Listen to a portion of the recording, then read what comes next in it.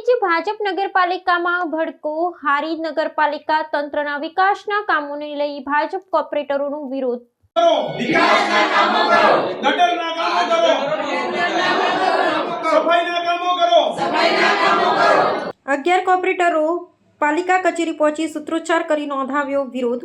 શહેરમાં પાણી, ભૂગર્ભ ગટર, પીવાના પાણીની વિકટ સમસ્યાને લઈ નગરસેવકોએ પ્રમુખ ઉપપ્રમુખ સામે વિરોધ નોંધાવ્યો। વિકાસના કામોમાં ગેરરીતિ સાથે મોટો ભ્રષ્ટાચાર થયો હોવાના લગાવ્યા આક્ષેપો। પાલિકામાં ભ્રષ્ટાચાર બંધ કરો, પ્રમુખ ઉપપ્રમુખ ખોવાયા, ગોતી લાવોના નારા લાગ્યા।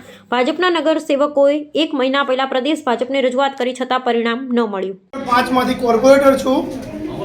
અમે કોર્પોરેટર પદે ચૂંટાણા પછી 10 મહિના થયા, આજ સુધી કોઈ પણ અમારી સમસ્યાનું નિવારણ આવતું નથી। મારા વોર્ડમાં 3-4 જગ્યાએ પીવાનું ગંદુ પાણી મિક્સ થાય છે, એનો નિકાલ થતો નથી, કોઈ પણ સમસ્યાનું હલ થતું નથી। તમે જાતે પૈસા ખર્ચી અને કામ કરાવો તો ઠીક છે, પાલિકા કોઈ પણ કામ કરતી નથી। અમે આની રજૂઆત 1 મહિના પહેલાં પક્ષને કરી કે ભાઈ આનો કોઈક નિકાલ લાવો, પ્રમુખ બદલો અથવા ગમે એનો નિકાલ લાવો, કારણ કે કામ કોઈ અમારા થતા નથી। ખાડા નથી ઉડાતા, ગટરો સાફ નથી થતી। મારા એરિયામાંથી રોજ 700 વિદ્યાર્થીઓ હેડે છે શિશુ મંદિર જવા, ત્યાં રોડ ઉપર કાયમી પાણી ભરી રહ્યા છે, એટલે એનો કોઈ નિકાલ થતો નહીં। પક્ષમાં મહિના પહેલાં રજૂઆત કરી પણ પક્ષે કોઈ વાત સાંભળતું નથી। હવે શું કરશો? નહીં સાંભળે? હવે નહીં સાંભળે તો અમે અમારા કોર્પોરેટ પ્રતિથી રાજીનામું આપી દઈશું, 11 જણા, અને પાર્ટીમાં રહીશું।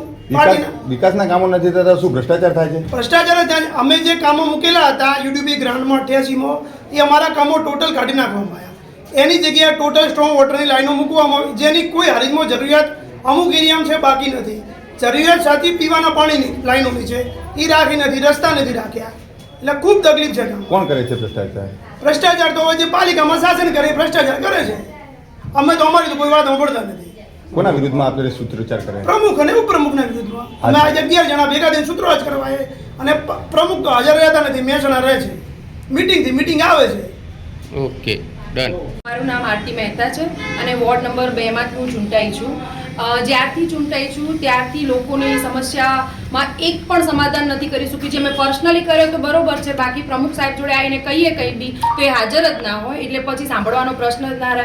હમણાં મારા જ વોર્ડમાંથી બધી મહિલાઓ આવી હતી તો એમને એવું કહી દીધું, જે અહીંયા વણકરવાસમાંથી, કે અહીંયા આવી રીતે આવીને ઉબાડો નહીં કરવાનો, એમના કાન બંધ કરી દીધેલા। હવે આ કોઈ એમનો રીત નથી કે કાન બંધ કરી દે। ઓલા લોકો એવી ચીમકી આલીને ગયા કે જો તમે આવી રીતે નહીં સાંભળો તો અમે તમારા ઉપર કેસ કરી દઈશું। તો બી એમને પ્રમુખ સાહેબને કોઈ ફરક પડતો નથી। બીજી વસ્તુ કે અહીંયા આપણે આ પાણીની ગટરની જે વાત છે એ ટેન્ડર એમને કઈ રીતે કર્યા, કઈ રીતે પાસ કર્યા, અમને કોઈને જાણમાં જ નથી લીધું। નહીંતર એમને સભ્યોને જાણમાં લઈ અથવા કોઈ પણ એ બનાવે છે કંઈ કોઈ પણ ટેન્ડર પાસ કરવું હોય કે કંઈ બી તો જાણ તો કરે ને, બધું એમને એમના રીતે જ કરે છે। અમને કશું લેતા જ નથી અમારે એમના જોડે, હાજર રહેતા જ નથી ને, હાજર રહે તો લે ને એ લોકો પ્રમુખ। હા, એ મહેસાણા પ્રમુખ છે ને, મહેસાણા રહે છે, એટલે હાજર રહેવાની વાત જ નથી હોતી, એટલે સાંભળે જ નહીં આપણી કોઈ વસ્તુ। આપને આગળના સમયમાં સાંભળવા મળ્યા તો તમે શું કરવામાં આવશે? અમે અમારી રીતે કરીશું, નહીં હોય તો પછી રાજીનામું આપી દઈશું, બરોબર। બધા અને મારી સાથે બધા જ સભ્યો છે કે જે રાજીનામું આપવા હાલ તૈયાર છે, બરોબર। એટલા માટે હવે આ ખરેખર કંઈક એક્શન લેવા જ જોઈએ।